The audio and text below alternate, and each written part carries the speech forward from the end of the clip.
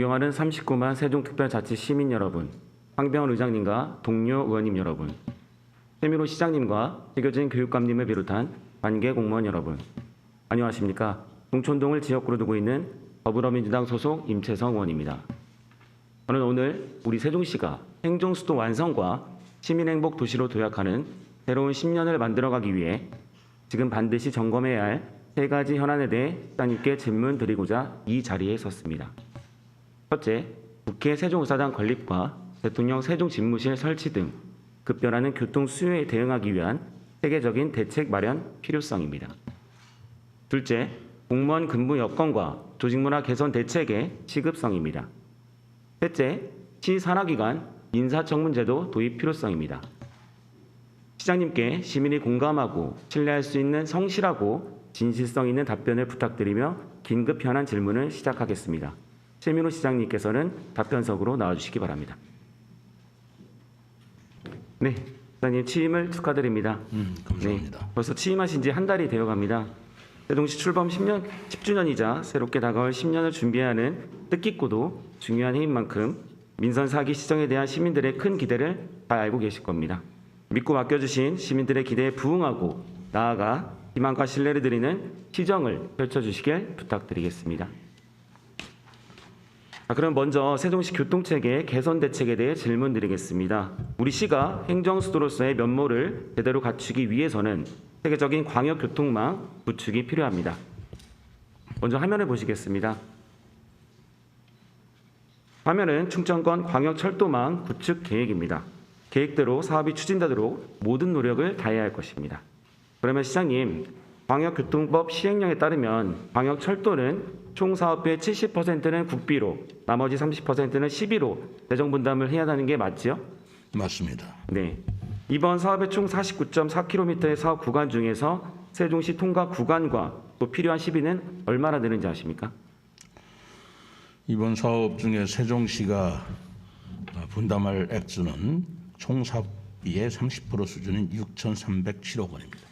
네, 총 사업비 2조 1,022억 원 정도 되죠. 그렇습니다. 그 중에 30%. 그러면 구간은 어느 정도 되죠? 49.4km 중에서 대전 세종 충북 광역철도의 대전 세종 조치원 구간입니다. 네. 그러면은 구간의 길이로 따졌을 때는 어느 정도인지 아십니까? 세종시만 따져봤을 때? 약 15km 정도로 알고 있습니다. 본 의원이 알기로는 29km 정도로 알고 있는데 한번 그렇습니다. 자료를 좀 따져봐야 될 것 같고요. 보겠습니다. 그러면 이 사업이 계획대로 진행되려면 막대한 철도 건설 비용이 필요합니다. 네. 그러면은 이러한 이제 특단의 재원 마련이 방안이 필요하다고 생각되는데 시장님 어떻게 생각하십니까? 당연합니다. 그러면은 이 필요 재원의 정확한 규모를 따져보려면은 예타 조사 그리고 또 기본 계획 수립 그리고 설계 단계를 거쳐야지 구체적으로 얼마가 필요할지 알 수 있습니다. 그렇습니다. 그럼 지금부터 선제적으로 재원 마련을 할 필요가 있습니다. 그럼 어떻게 재원 마련을 하실 겁니까? 우선 예산이 확보 이전에 얼마 들어갈 것인가는 사전 타당성 조사를 통해서 계산이 나오면 그 지방비를 부담할 것에 대해서 충북과 협의를 해야 되는 게 우선 선제 조건입니다. 그리고 예산액이 어느 정도 추산이 되면 그 예산액을 시비로 마련하는 방법이라든가 아니면 SOC 투자이기 때문에 이건 기차 사업도 가능하다고 보고 있습니다. 여러 가지 방법을 통해서 저희들이 재원을 마련하고자 합니다. 충북과의 재원 부담 문제도 좀 있는데요. 네. 그런 부분도 잘 해결해 나갈 수 있으시겠죠? 그렇게 하겠습니다. 네. 그러면은 재원 대책 마련에서도 지금 준비를 하고 있다고 받아들이면 됩니까? 그렇습니다. 좀 구체적으로 설명해 줄 수 있습니까? 아직 앞으로 우리 이 시비는 어떤 식으로 좀 마련할 수 있는지. 아직 광역철도 계획이 지금 사전 타당성 조사 단계거든요. 이 사전 타당성, 그 사타라고 하는데 사전 타당성 조사의 단계이기 때문에 이게 끝나고 나서 예비 타당성 조사를 다시 해야 됩니다. 예비 타당성 조사를 지금 저희들이 제가 지난번 추경호 경제부총리를 만나서 면제해 달라고 요청을 했습니다만 지금 예비 타당성 조사를 하는 데 있어서 걸림돌이 충북에서 그러니까 조치원에서 청주공항까지 이르는 노선을 도심 지역을 통과할 것인지 아니면 우회도를 통과할 것인지가 결정이 안 났습니다. 이 노선에 따라서 만약에 도심 지역을 통과한다면 3조를 넘는 액수가 부담이 되게 됩니다.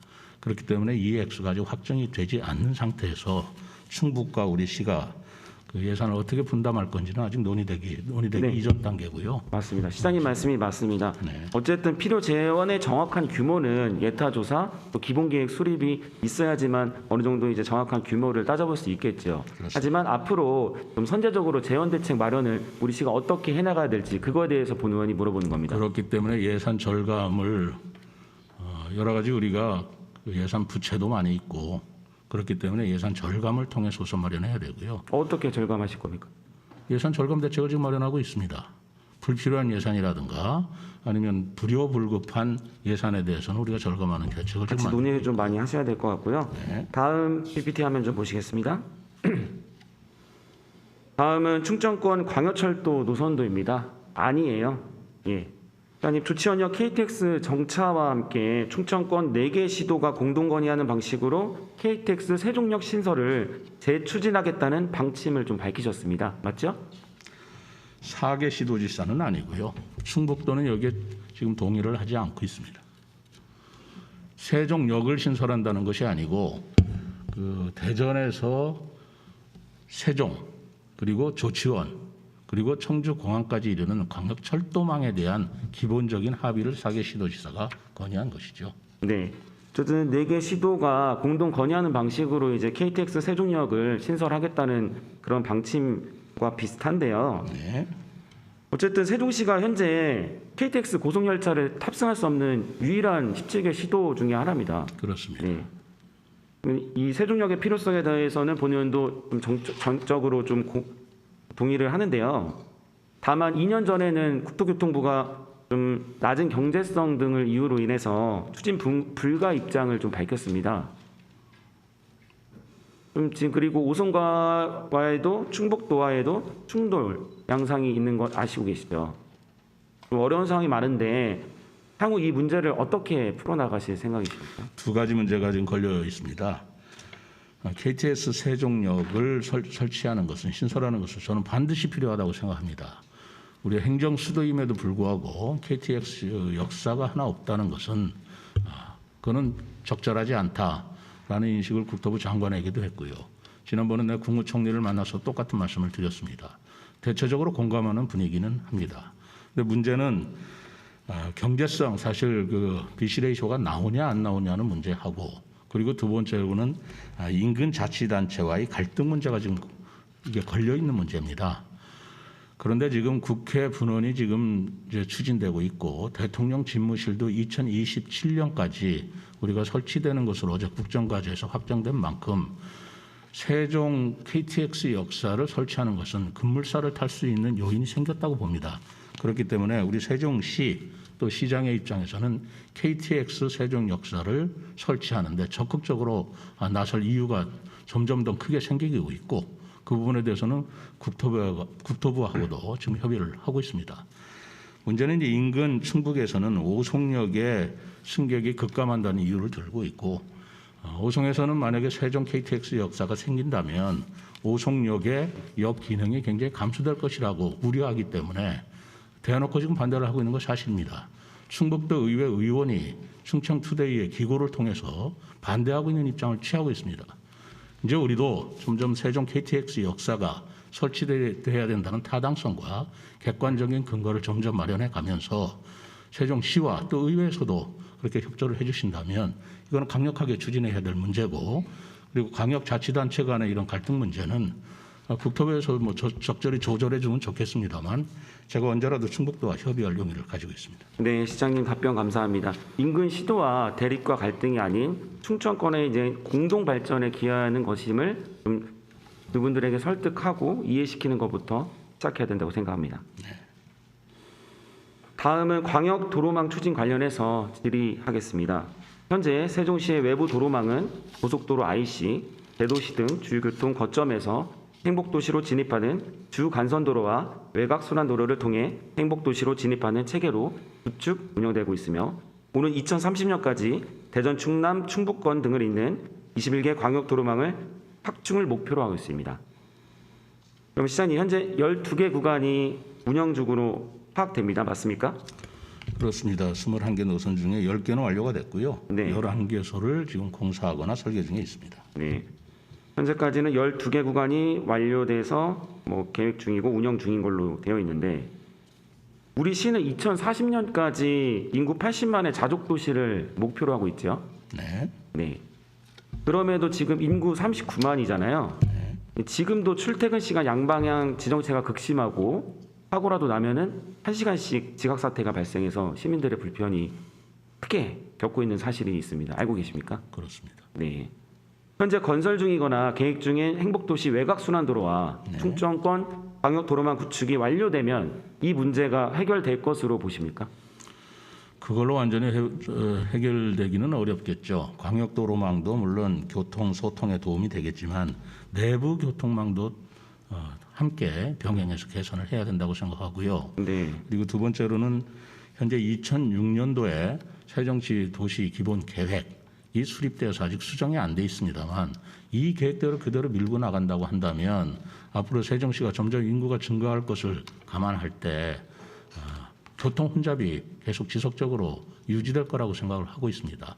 그렇지만 행복청과 협의해서 2006년도에 설립된 기본 계획 자체를 도로 부분에 있어서 적극적으로 수정하는 노력도 가지고 있고, 그리고 지금 말씀하신 대로 광역교통도로망도 그제도 요번에 이제 세종 포천이라든가 세종 청주 간 도로를 적기에 완공될 수 있도록 예산 요청을 한 바가 있습니다. 그러면 당초에 21개 광역도로망을 계획할 때 인구 80만을 목표로 전제로 하는 것이 맞습니까? 그것까지는 제가 잘 모르겠습니다. 예. 파악해 보겠습니다. 네. 본 의원이 행복청의 확인 결과 2006년 계획 수립 시에 행복도시 인구 50만 명 기준으로 광역도로망을 계획한 겁니다. 세종시 행복청의 기본 계획 말씀하십니까? 맞습니다. 네, 그렇습니다. 그때는 2012년도에 그 구영기군 지역, 공주 지역이 세종시로 편입되기 이전에 예정 지역만을 위한 계획이었기 때문에 그런 계획을 세운 걸로 알고 있습니다만, 어쨌든 세종시가 구영기군 지역, 공주 지역, 청원 지역까지 포함됐기 때문에 이거는 당연히 수정이 돼야 된다고 생각하고 있습니다. 앞으로 세종시 인구 80만을 전제로 할 때 광역도로망 계획을 조금 더 변경하고 좀 더 보완을 해야 될 부분들이 필요하겠죠. 당연합니다. 예. 세종시의 대전 등 인근 도시에서 유입된 인구가 많다 보니까 내부 유출입 통행 비중이 매우 크고 있습니다. 알고 계시죠? 네. 네. 다음 자료를 한번 보겠습니다.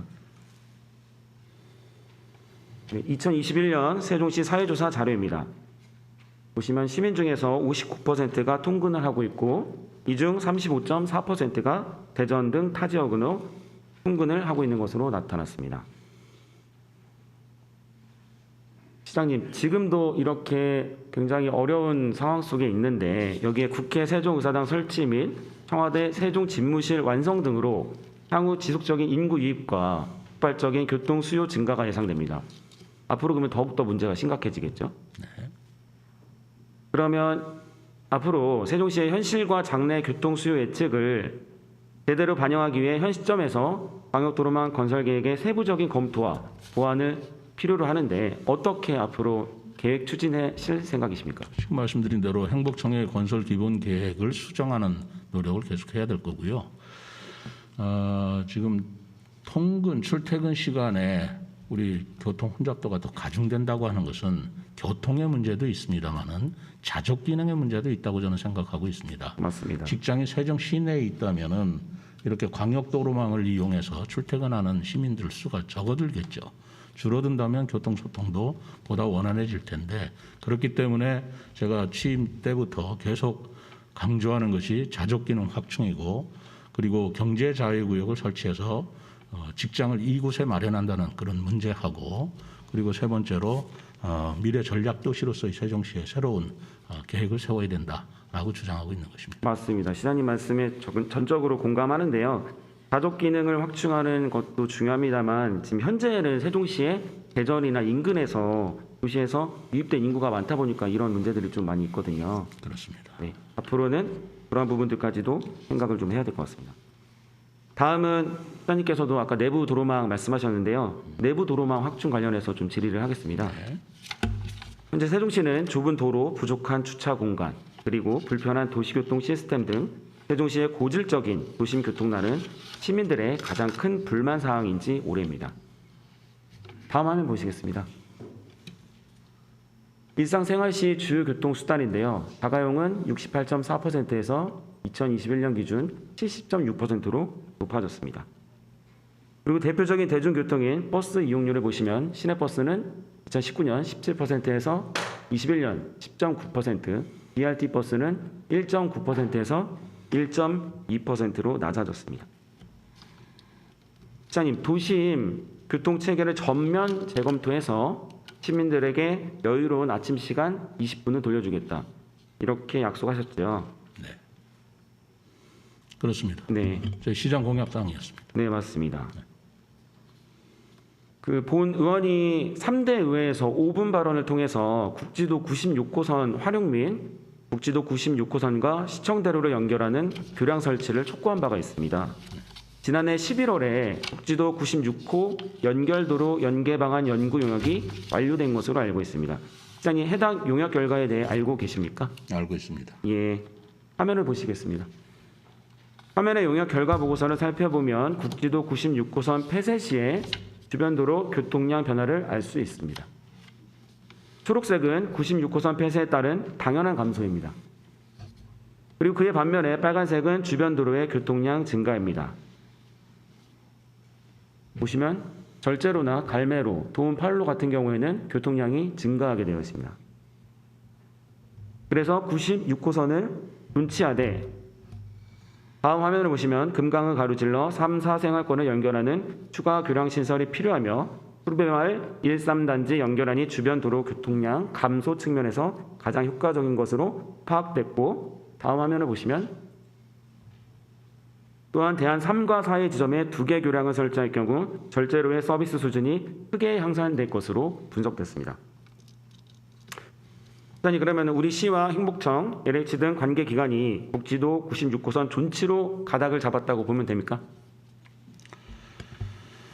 일단 국지도 96호선이 현재 일일 2만 대가 지금 통행을 하고 있기 때문에 이것을 폐쇄한다고 할 적에는 교통체증이 굉장히 우려가 되는 것이 사실입니다.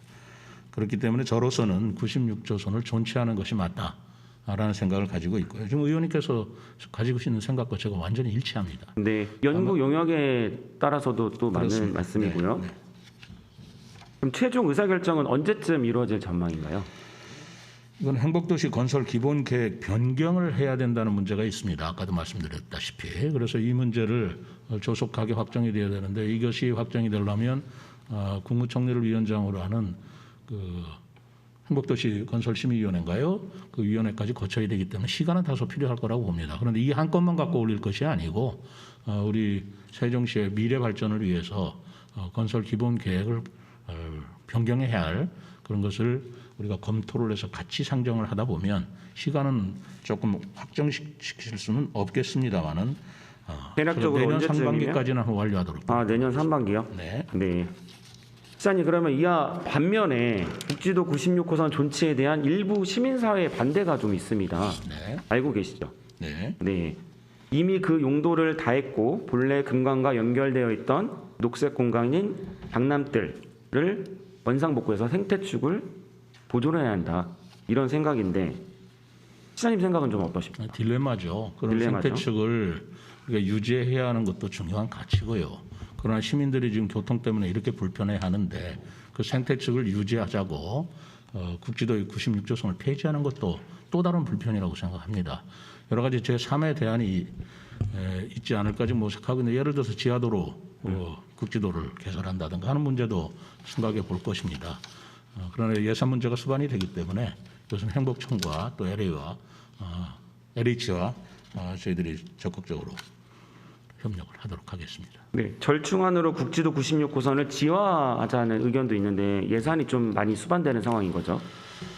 예산이 많이 수반되기 때문에 난점이 있는 것이죠. 지화로만 한다면 얼마나 좋겠습니까? 그렇게 할 적에 과도한 예산이 들 때 아까 말씀드린 대로 또 기재부에서 예타의 문제를 또 들고 나올 때 이 문제를 어떻게 할 것인가 라는 문제가 항상 행정의 딜레마입니다. 그래서 지하도로 한다고 하더라도 부분 지하를 한다든가 여러 가지 방법을 저희들이 연구해 보도록 하겠습니다. 그러면은 일부 시민사회에 그런 이제 생태축을 보존해야 된다는 그런 입장에 대해서는 어떻게 대응을 좀 하실 생각이세요? 존중을 합니다. 존중하지만 앞으로 어떻게 대응하고 소통하실 생각이세요? 그렇기 때문에 지하화한다든가 생태축의 연결이 단절되지 않도록 기술적인 여러 가지 방법을 연구했다는 말씀입니다. 네. 다음은 교통관제 시스템 개선 관련해서 좀 질의 좀 하겠습니다.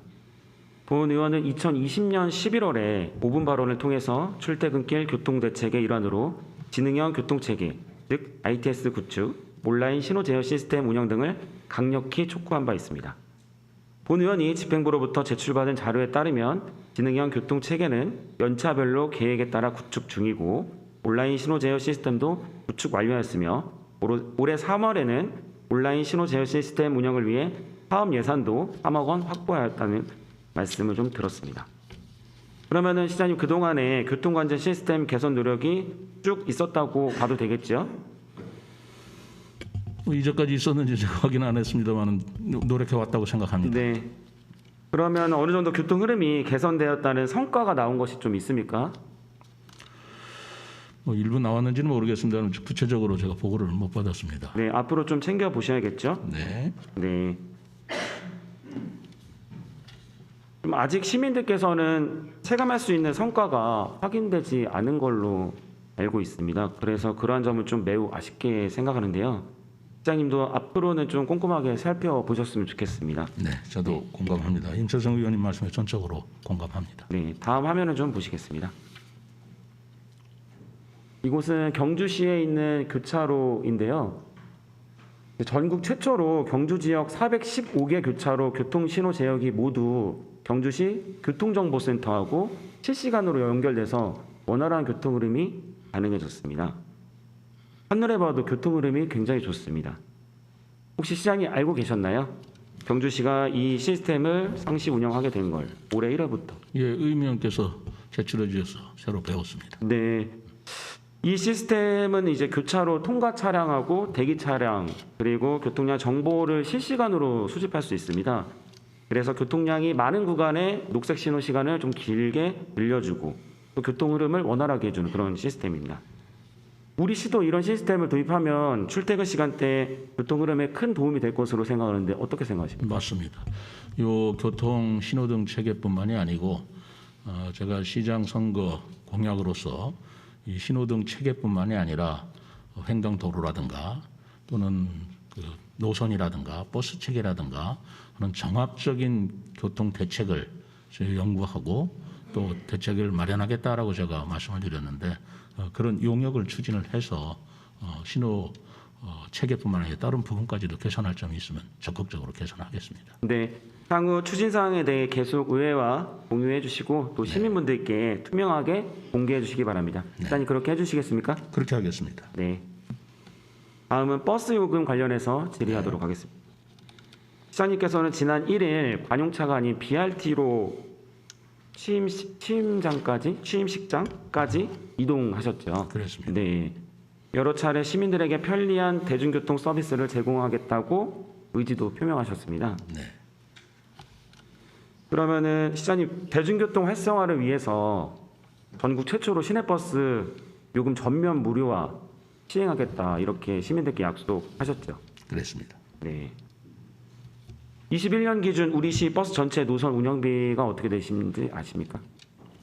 다시 말씀해 주시죠. 예산을 말씀하십니까? 네, 예산입니다. 135억으로 알고 있습니다. 어떤 부분 예산? 21년 우리 시 버스 전체 노선 운영비, 전체 운영비. 도시교통공사, 세종교통. 그 전체 예산 있으면 잘. 네, 네, 말씀드리겠습니다. 네. 608억 원입니다. 네. 네. 이 중에서 이제 승객들이 내는 요금 부분은 174억 원이에요. 네. 그 부분을 제외한 434억 원을 시가 부담했습니다. 1년 동안에. 네. 버스 요금을 전면 무료화하려면 전체 노선 운영비 전액을 고스란히 시가 부담해야 합니다. 모두 시민의 혈세입니다. 시장님 이 부분에 대한 예산 대책이 있습니까? 예산 대책이 마련을 해 나갈 생각입니다만은 사실은 이게 하나의 딜레마입니다. 예를 들어서 지금 교통 체증에 대한 문제, 교통 혼잡에 대한 문제를 우리 시민들이 가장 먼저 그리고 가장 중요한 것으로 지적을 하시는데 지금 현재 교통 도로 체계로서 자가용을 아까 70% 이상을 운영한다고 했지 않습니까? 그럼 교통 문제를 해결하기 위해서는 두 가지 문제밖에 없다고 생각합니다. 하나는 도로를 넓히든가 아니면 기존 도로에서 자가용 운행을 줄이든가 그 두 가지 선택지밖에 없지 않나 생각을 합니다. 근데 도로를 더 넓힐 수는 없지 않겠습니까? 철도를 뚫면 얼마나 좋겠습니까마는 그건 시간이 걸릴 것이고요. 그렇기 때문에 자가용 운행을 가능한 한 억제시키거나 감소시키는 방법으로는 대중교통 수단을 이용하게 하는 수밖에 없겠다. 그러기 위해서는 두 가지가 필요하다고 생각합니다. 대중교통 운행 노선 체계를 편리하게 만들고 그리고 자가용을 운행하지 않도록 버스 요금을 무료화 내지는 대감 삭감해 준다면 시장님 그 부분은 조금 뒤에 생각합니다. 제가 더 질의를 할 것이고요. 네. 예산 대책에 대해서 질의했습니다. 예산은 지금 현재 400여 원이 드는데 그거는 뭐 전국 시도가 어쩔 수 없이 들어가는 비용이고요. 추가로 들어가는 예산이 22년 기준으로 현재는 135억 원 정도가 추가로 들어갈 것이라고 그러니까 생각합니다. 타당성 용역이 완료되어야 필요 예산 산출이 가능하다는 답변을 집행부로부터 받았거든요. 그렇습니다만 예. 22년도 기준으로는 시내버스 요금으로 우리가 수익을 얻는 부분을 무료로 했을 때 그때 시가 부담해야 될 예산이 135억으로 추산했다. 그런 말씀을 드리는 겁니다. 그 부분은 그러면은 그동안에 승객요금 174억 원에 대해서 말씀을 했던 거 아니에요? 승객요금 174억 중에 제가 말씀드리는 것은 BRT도 시외버스 요금까지도 무료하기는 그거는 무리가 있고요. 어쨌든 한 해에 우리 시가 지금 승객요금을 제외한 434억 원을 고스란히 부담하고 있습니다. 그건 어쩔 수 없이 적자죠, 적자. 부담해야 되는 예산입니다. 네. 용역 결과는 언제쯤 나오는 겁니까? 지금 저희들이 이미 제가 시장으로 취임하기 전에 용역을 발주했더라고요. 네. 거기에 따라서 용역 결과가 아마 내년 중에 나오는 걸로 알고 있습니다. 이번 연도 9월 16일에 나오는 걸로 알고 있거든요. 한번 좀 좀 확인해 보완을 보시죠. 해야 될 것입니다. 예. 그러면은 시장님 취임되시고 나서 용역에 대해서 어느 정도 방안이 나온 거에 대해서 뭐 보고를 좀 받으셨나요? 아직 못 받았습니다. 네. 그럼 용역 결과나 보고가 좀 나오는 대로 의회도 상세히 좀 보고해 주시기 바랍니다. 그렇게 하겠습니다. 다음 화면입니다. 우리 시채무 현황입니다. 2019년도부터 이렇게 쭉 늘어서 2019년도 대비 22년도 예상 채무액 약 2.5배가 증가해서 올해 연말 전망치는 무려 4,449억 원입니다. 시 재정 건전성에 각별히 신경 써야 할 시점이라고 생각하는데요. 시장님께서도 초긴축 재정 운영 방침을 강조하고 계시죠. 네. 본 의원이 막대한 예산이 투입돼 버스요금 무료화 정책이 과연 적절한지 강한 의문을 갖는 이유입니다. 다음 화면입니다. BRT 버스 불만족 이유입니다. 아까 시장님께서도 교통체증이나 교통 혼잡을 완화하기 위해서 대중교통을 무료화하자 하셨는데 이미 지금 BRT 버스, 일반 버스는 긴 배차 간격으로 인해서 시민들로부터 철저히 외면받고 있습니다.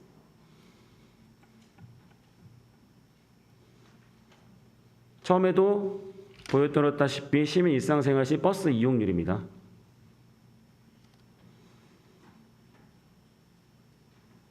지금 해가 갈수록 가뜩이나 저조한 이용률은 더욱더 감소한 상황입니다.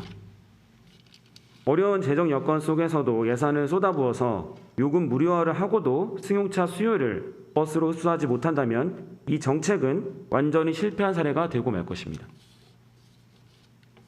그럼 시장님, 정책을 꼭 시행해야 한다면 저조한 버스 이용률을 획기적으로 높일 수 있는 특단의 대책 마련이 필요합니다. 어떻게 하시겠습니까? 그 부분을 포함해서 지금 용역 결과를 통해서 전문적인 검토를 좀 하고자 하는 것입니다.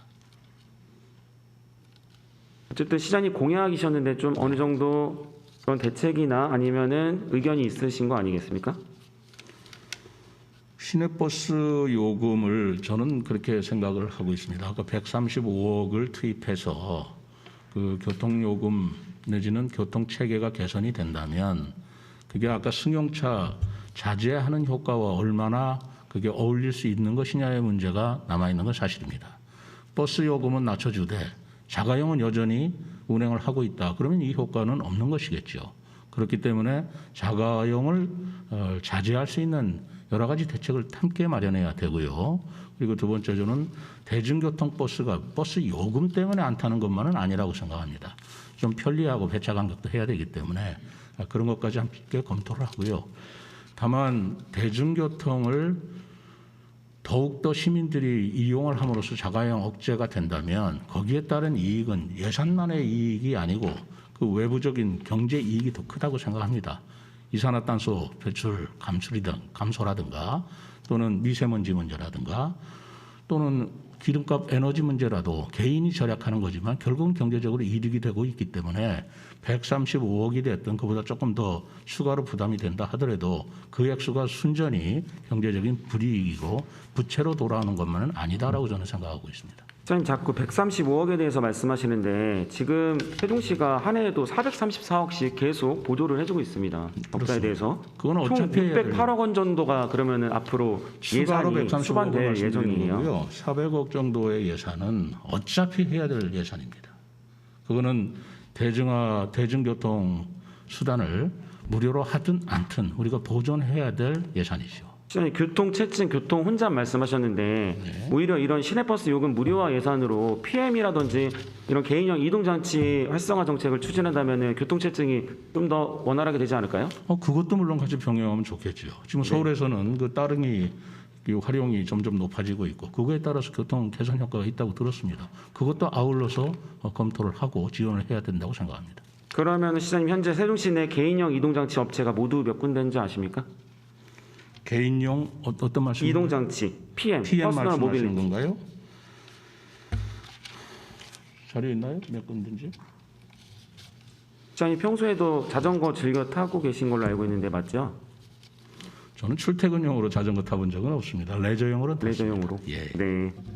현재 전동 킥보드 업체 4곳 있고요. 네. 전기 자전거 업체 2곳이 있습니다. 네. 그러면 당연히 PM의 총 대수도 모르시겠네요. 네. 예, 좀 알려드리겠습니다. 좀 총 자료를 받아야 2,165대가 있습니다. 네. 세종시에. 네. 당연히 시민들의 이용률 또한 얼마나 되는지 파악이 안 되겠죠. 파악은 됐지만 제가 보고를 못 받아서 그것까지 기억을 못 합니다. 미안합니다. 네. 예. 그러면 시내버스 요금 무료화 그리고 개인형 이동장치 PM 활성화 정책 같이 좀 추진한다는 생각을 받아들이면 되겠습니까? 예. 가능합니다. 그러면은 지금 PM 교통사고 발생 현황도 시에서는 파악 못 하겠네요. 다음 화면 좀 볼까요? 우리 직원들은 파악하고 있는지 모르겠습니다만 제가 보고는 못 받았습니다. 네, 다음. 지금 교통사고 발생 현황인데요. 이거는 교통사고인 거고 실제로 사고 발생 건수는 굉장히 많습니다. 네. 그래서 이러한 상황인데도 집행부는 아직 제대로 된 파악도 못하고 있다는 아니란 답변만 좀 내놓고 있습니다. 그럼 앞으로는 시급히 현황 파악이 되어야 하지 않겠습니까? 맞습니다. 네. 얼마나 시간 걸리겠습니까, 시장님? 우리 담당 과에서 즉시 조사할 네. 수 있도록 제가 조치해 주시기 바랍니다. 네. 우리시 시내버스 요금 아시죠? 네. 얼마죠? 1,000원입니다. 일반인 1,400원이고요. 청소년 1,100원. 네. 네. PM 요금 아세요? PM 요금은 제가 모르고 있습니다. 네. 한 번도 안 타보셨죠? 예, PM 안 타봤습니다. 네. 그 면허증이 있어야 타는데요. 아니요. 전기 자전거는 그냥 탈 수 있어요. 그렇습니까? 예. 저는 못 타봤습니다. 다음에 한번 꼭 타보세요. 네네. 네. 전기 자전거의 경우에는 기본 요금 400원이고요. 네. 분당 150원씩 올라가요. 예. 그래서 30분 이용하면은 4,900원, 약 5,000원 정도거든요. 네. 학생들이 이용하기에는 좀 비싼 실정이거든요. 앞으로도 좀 요금제 신설 같은 경우 또 청소년 요금제 그리고 촘촘한 대중교통 환승 체계 구축 이런 부분을 한다면 교통체증 많이 해소될 것 같지 않습니까? 네, 검토하겠습니다. 마일리지 적립도 그렇고요. 네, 좀 그러한 적극적인 정책 펼쳐주시기 바라겠습니다. 네, 검토하겠습니다. 다음은 시 공무원 근무 여건과 조직 문화 개선 대책에 대해 좀 질문드리겠습니다. 네, 시장님도 아시다시피 세종시는 타 광역자치단체와 달리 기초 업무 수행 기관이 따로 없는 단층 구조 아니겠습니까? 네, 네. 급증하는 행정 수요가 있다 보니까는 업무에 치중하느라 직원들이 정책적인 역량을 발휘하기가 힘든 상황입니다. 경무에 시달리는 직원들도 많고요. 또 퇴직을 고민하는 직원들도 있고 휴직계를 내는 동료를 위너라고 부러워하고 있습니다. 조직 내 사기는 땅으로 떨어져 있고요. 최근에는 20대의 시 공무원이 스스로 생을 마감한 애통한 일까지 발생했고 안타까운 일인데요. 어쨌든 다시는 이런 비극이 일어나지 않도록 해야겠죠? 그렇습니다. 네. 네. 그러면 시장님, 시 공무원 휴직, 퇴직, 결혼 현황 알고 계세요? 네, 제가 자료를 가지고 있습니다. 네. 그러면 부서별로 평소 결혼율 또는 평균 결혼율 알고 계신가요? 네. 네. 연말 통계만 보면은 심각한 정도가 아니라고 볼 수 있겠지만 연말 통계는 하반기 신규 채용 등 뭐 여러 가지 인력 충원이 반영되죠. 네. 그래서 평소 결혼율이 중요합니다. 네. 네. 그래서 평소 결혼율을 확인하고자 본 의원이 자료 요청을 좀 했습니다. 네. 근데 이제 자료 작성은 가능하나 좀 시간이 좀 오래 걸린다. 그런 답변을 받아서 네. 또 경무에 시달리기 때문에 자료 요구는 그냥 몇 개의 국으로만 한정을 했었는데요. 이러한 것들도 봤을 때도 상시적인 결혼 파악 등 월별 통계 관리가 안 되고 있다는 겁니다. 시장님 알고 계셨습니까? 제가 이제 알기로는, 파악을 하셔야겠죠? 제가 알기로는 이 부분에 대해서는 파악을 하고 있는 걸로 알고 있습니다. 네. 좀 개선이 필요하지 않겠습니까? 당연히 필요합니다. 네. 임채성 의원님, 본 질문 시간을 다 사용하셨는데요. 추가로 보충 질문을 하시겠습니까? 네, 그렇게 하겠습니다. 보충 질문은 10분간 일문일답으로 진행됩니다. 그러면 계속해서 보충 질문해 주시기 바랍니다. 네, 다음 화면입니다. 네, 최근 3년간 시 공무원 휴직 현황입니다. 보시다시피 계속 늘고 있습니다. 네. 그럼 현재 결혼 보충을 위한 노력은 하고 계십니까? 제가 취임을 하고 아까 우리 직원이 그런 극단적인 선택을 한 불행한 사태가 있었기 때문에 이 부분에는 제가 아주 지대한 관심을 가지고 해결을 하는 방안을 모색하라고 했습니다. 예를 들어서 신규 채용이라든가 전입이라든가 한시 임기제라든가 또 결혼 자체를 우리가 그 신규 임용을 통해서 보충해주는 그런 노력을 보다 적극적으로 하고 우리 직원들의 업무 부담을 줄일 수 있도록 그 조직문화 혁신 TF에서 이분을 아주 집중적으로 연구하도록 했고 9월 말이면 그 결과가 나올 것이라고 봅니다. 전입이나 신규 채용 등이 이제 적시에 이루어져야겠죠. 네. 네, 다음 화면입니다. 휴직하지 않은 직원들의 상황은 어떠할까요? 휴직하지 않은 2020년도부터 이렇게 쭉 보시면 표를 보시면 이렇게 나와 있는데요. 본 의원이 확인한 결과 작년에만 직원 병가 건수가 7,413건에 이릅니다. 다음 화면입니다. 그래서 2개 국만 한정해서 진단서를 요하는 6일 초과 병가 내용만 확인해 봤습니다. 20년에는 25명, 21년에는 29명, 올해는 이미 34명입니다. 시장님, 직원들의 사기 진작과 인력 충원이 절실한 시점입니다. 조직 차원의 적극적 대처가 좀 필요하지 않겠습니까? 그렇게 하겠습니다. 네. 시장님, 그러면 우리 시 기준인건비 기준액 대비 인건비 예산액과 집행액이 얼마나 되신지 아십니까? 네, 알고 있습니다. 네, 다음 화면입니다. 지금 보시면 2019년도부터 기준액이 있고 예산액이 있고 집행액이 있습니다. 네. 이제 행안부에 제출된 기준 인건비 집행 내역을 확인한 결과인데요. 예산액을 보시면 안 되고요. 기준액을 보셔야 됩니다. 기준액 대비 최고 집행률은 86.8%에 불과합니다. 21년 기준 차액만 보시면요. 292억 원이 넘습니다. 차액이 약 300억 원입니다. 우리 시 스스로 300억 원만큼의 인력을 손해본 거 아니겠습니까? 네. 맞죠? 그렇습니다. 그럼 앞으로도 신속히 인력을 증원하고 경무에 시달리는 부서에 우선적으로 인력을 투입해야 되지 않을까요? 이 행안부에서 내온 기준 인건비 내에서 얼마든지 조직을 또 정원을 늘릴 수 있다고 한다면 얼마나 좋겠습니까? 그런데 행안부에서는 기준 인건비뿐만 아니라 기준 인력 정원 수도 또 관리를 하고 있습니다. 그래서 기준 인건비가 배정됐다 하더라도 그걸 100% 우리가 인건비로만 써서 조직을 늘리거나 인원을 충원할 수 없는 사정이 여기에 있습니다. 따라서 이 부분도 각 자치단체가 똑같은 사정에 있기 때문에 지난번 대통령과 시도지사 간담회가 있을 적에도 이 문제를 거론을 시켰습니다. 그렇기 때문에 기준 인건비가 있다고 해서 그 인건비 전액을 써서 조직을 늘릴 수 있는 데는 좀 한계가 있다라는 것을 이미 기준 인건비 이해해 주시고. 전액을 쓰는 건 무리가 있다 하더라도 지금 세종시는 단층 구조인데 여러 가지 경무에 시달리는 직원들을 위해서라도 좀 전향적으로 봤어야 되는데 너무 소극적으로 봤습니다. 그건 제가 300억만큼의 인력 손해를 본 거나 마찬가지. 맞습니다. 그건 제가 말씀대로 적극적으로 대처하도록 네. 하겠습니다. 조직문화혁신 TF 구성했죠. 네, 네. 기조실장이 단장으로 되어 있죠. 그렇습니다. 시장님께서 직접 챙기셔야 되는 거 아니에요? 제가 직접 챙기느라고 기조시장한테 지시를 했습니다. 네. 앞으로 반드시 공무원 근무 여건과 조직문화 개선을 위한 특단의 대책을 좀 마련해 주시기 바랍니다, 시장님. 약속하시겠습니까? 하겠습니다. 네. 네. 마지막으로 시 산하기관 인사청문제도 도입 관련해서 질문드리겠습니다. 네. 네.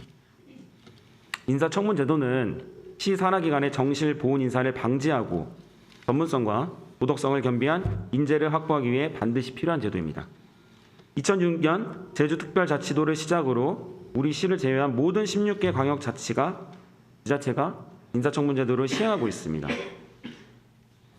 이미 세종시의회에서도 이미 수차례 인사청문회 도입을 촉구한 바가 있습니다. 그런데도 여전히 소극적인 입장인데요.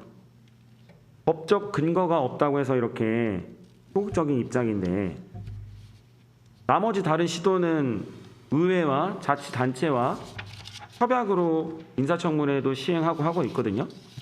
결국 의지의 문제인데 시장님께 여쭙겠습니다. 앞으로 시 산하기관 임명 시 인사청문제도 도입하시겠습니까? 인사청문제도를 도입할 때 어떤 임용 절차를 거칠 때 도입하느냐가 저는 중요한 문제라고 생각을 합니다. 이제까지 인사청문회를 도입하지 않았다고 저도 보고를 받았습니다만 대개 인원을 충원할 때 산하단체장 같은 경우에 공모를 통하는 방법이 있고요. 아니면 시장이 지명을 하는 방법이 있을 수 있겠습니다. 공모를 통하는 방법은 인사추천 심사위원회가 있어서 그 위원회에 우리 의회에서 3명을 추천하시도록 해서 그 심사위원회에서 심사를 해서 산하단체장을 임명하는 것으로 그렇게 되어 있는 것으로 알고 있습니다. 그러면 인사추천위원회에서 이미 심사를 다 하고 그렇게 해서 임용한 사람을 또다시 청문회를 한다는 것은 그건 이중심사가 될 수밖에 없고 또 임원추천위원회 그 심사위원회 자체의 결정을 부인할 수도 있기 때문에 그거는 시장님 이거는 존중해야 생각이시고요. 된다고 생각합니다. 그럼 나머지 우리 시를 제외한 모든 16개 광역지자체가 왜 인사청문제도를 시행하고 있을까요? 그렇기 때문에 예. 저는 어떻게 생각하냐면 시장이 지명해서 임명하는 그런 인사 절차라면 당연히 청문회가 있어야 된다고 생각합니다. 그러나 인사추천 임원 그 심사위원회가 있어서 심사를 거친 그 사람에 대해서 또 청문회를 하는 건 이중 청문이라기도 생각하고 이중 심사라고 생각하고 있기 때문에 만약에 지명을 거쳐서 임명하는 그런 산하단체장이 있다면 저는 당연히 청문회를 거치도록 하겠습니다. 그러면은 앞으로 지명이면은 산하기관장 임명 시에 인사청문제도 도입하시겠다. 제가 지명해서 인사심사위원회를 통하지 않고 제가 지명해서 임명하는 그런 산하단체장이라면 청문회 통과하겠습니다. 지금 다른 시도는 지명이든 아니면은 위원회를 통하든 다 인사청문회 제도 거치고 있습니다. 그거는 제가 왜냐하면은 의회하고 자치단체하고 협약을 통해서도 하고 있고요. 글쎄요, 다른 자치단체에서 어찌 하든 간에 인사의 기본 원리에 있어서 그 임명 추천위원회, 심사위원회 심사를 거친 분을 또 청문을 한다는 것은 그거는 국가적으로는 그런 예는 없습니다. 그럼 다른 시도는 왜 하고 있어요? 그거는 뭐 시도의 사정이겠습니다만 저의 원칙은 제가 지명해서 임명하는 케이스가 있다면 그건 청문을 받겠습니다. 그러나 임용심사위원회를 거쳐서 심사를 다 거친 사람을 또 의회에서 청문한다는 것은 그 임용 그 대상자한테도 적절하지 않다라고 생각하고 있습니다. 그러면은 시장님 앞으로 저희 세종시와 네. 협약으로 인사청문제도 좀 시행하는 거 어때요? 그 협약을 통해서 뭐 협약을 하든 조례를 제정하든 어쨌든 좋지만 공모제를 통해서 심사위원회를 거치는 그런 인사에 대해서는 그건 존중해 주시고 만약에 공모가 아니고 시장이 지명해서 임명하는 그런 인사가 있다면 청문회 거치도록 하겠습니다. 산하단체장에 한해서. 시장님 지난 6월 22일 인수위 기자회견에서 공기업 대표들의 남은 임기에도 불구하고 거치 결정은 예의이자 상식이다 이렇게 말씀하셨죠. 네? 다시 한 번 말씀해 주시죠. 인수위 기자회견에서 공기업 대표들 있잖아요. 예, 산하 기관장들 남은 임기에도 불구하고 거치 결정은 그들의 예의이자 상식이다. 네, 이렇게 말씀하셨어요. 그렇게 한 적이 있습니다. 그래서 이번 달 7일에 임기를 한 1년 6개월 앞둔 자치경찰위원회 위원장이 사의를 표명했습니다. 네, 다음 화면 보시겠습니다. 이 화면은 우리 시 산하기관장들의 남은 임기예요. 짧게는 5개월, 길게는 1년 7개월 정도 남았거든요. 모두 엄격한 공모 절차를 거쳐서 기관장으로 임명되신 분들이죠. 맞죠? 네. 네. 이 지방선거 결과에 따라서 기관장이 교체되는 인사가 반복된다면 이 피해는 고스란히 시민들에게 가는 거 아니겠습니까? 뭐 그런 측면으로도 볼 수 있겠습니다만은 산하단체장을 임용할 때 물론 공모를 통해서 하지만 공모 과정에서 어떤 정치적인 그런 임용이냐 전문성을 가진 임용이냐라는 것도 구분하기 어렵지만 구분해 본다면 전문성을 가진 임용이라면 임기를 보장해야 옳다고 생각합니다. 그런 어떤 정치적인 임명이라든가 하는 것들이 요소가 돼 있었다면 저는 그걸 법적으로 또는 어떤 권한으로 그만두라고 할 수는 없겠습니다만 새로운 자치단체장과 호흡과 철학을 같이 할 수 있도록 스스로 사임을 한다든가 하는 것은 하나의 그 예의 문제이기도 하고 그런 경우가 많이 있습니다. 지금 자치경찰위원장도 그만둘 적에 새로운 자치단체장이 왔기 때문에 그분의 철학을 존중한다는 의미에서 자기는 사임한다 이렇게 말씀하시기도 하지 않았습니까? 네, 어쨌든 그 분야의 전문성을도 봐야겠죠. 정치적인 임명보다는 그렇습니다. 전문성을 좀 보셔야죠. 네. 그래야지 시민들에게 피해 가는 것을 막을 수 있지 않겠습니까? 당연합니다. 당연한데 그렇게 제가 발언을 안 하셨잖아요. 전문성을 가진 인사를 임명할 경우도 있지만 어떤 정치적인 임명도 정치적이라는 말은 좀 이상합니다만 지금은 당연하다고 하셨지만 자치단체장- 거치 결정은 예의이자 상식이라고 이렇게 말씀하셨잖아요. 인수위에서. 제가 예전에 충남 부지사를 할 때 이런 얘기가 있었습니다. 그때도 도지사 임기가 새로 시작했는데 7월 달인데요. 그때 임기가 들쭉날쭉한 그런 산하단체장들이 계셔서 제가 그때 요번에는 어쩔 수 없다 손 치더라도 새로운 자치단체장이 자기의 호흡과 철학에 맞게 기관을 운영하기 위해서는 임기를 다음 지사에 맞춰주는 게 좋겠다. 그래서 그 다음 임기가 안희정 지사였는데요. 안희정 지사 취임 전에 모든 산하단체장의 임기를 맞춰준 기억이 있습니다. 선생님 얘기 길어지니까요. 지방선거 결과에 따라서 이렇게 기관장 교체하고 이렇게 하지 말자. 전문성을 좀 더 보자. 이렇게 지금 말씀드리는 거 저는 아니겠어요? 임기를 서로 자치단체장과 맞춰주는 어떤 조례 개정이라든가 법적 지금 정비를 지금 민주당에서 한다고 하는데 저는 바람직하다고 보고 있습니다. 어쨌든 시민들에게 피해가 고스란히 돌아가지 않도록 좀 잘 챙겨봐 주세요. 알겠습니다. 시민들한테 피해가 돌아가면 되겠습니까? 잘 알겠습니다. 선생님 인사청문제도 도입하실 생각이신 거죠? 그러면? 제가 말씀드렸지 마지막으로. 않습니까? 공모제를 통해서 하는 인사 임용이라면 청문회를 도입하는 것은 그리 썩 바람직하지 않다라고 말씀을 드렸고요. 산하단체장 중에서 제가 지명을 하는 경우가 있다면 그거는 의회 청문을 받겠습니다. 공모를 통해서도 당연히 인사청문회가 필요하죠. 저는 그렇게 생각하지 않습니다. 그럼 다른 타 시도는 왜 이렇게 하고 있을까요? 그건 그분들의 생각이겠죠. 좀 같이 논의를 해서 앞으로 범위와 제도, 운영 방식 등에 대해서 의회하고 좀 같이 협의를 하면 어떻겠습니까? 협의 좋습니다. 너무 안 된다고만 하지 마시고. 이렇게 협의를 하는 건 좋은데 제가 가지고 있는 지금 우리 임 의원님께서 혈안 질문으로 말씀하시는 답변은 제가 그렇게 드리는 겁니다. 알겠습니다. 기자님 어려운 현안에 대해 긴 시간 성실히 답변해 주셔서 감사드립니다. 자리로 네, 의원님 돌아가시기 지적해 주셔서 감사합니다. 네. 잘 명심하고 검토하겠습니다. 네, 자리로 돌아가 주시기 바랍니다. 감사합니다.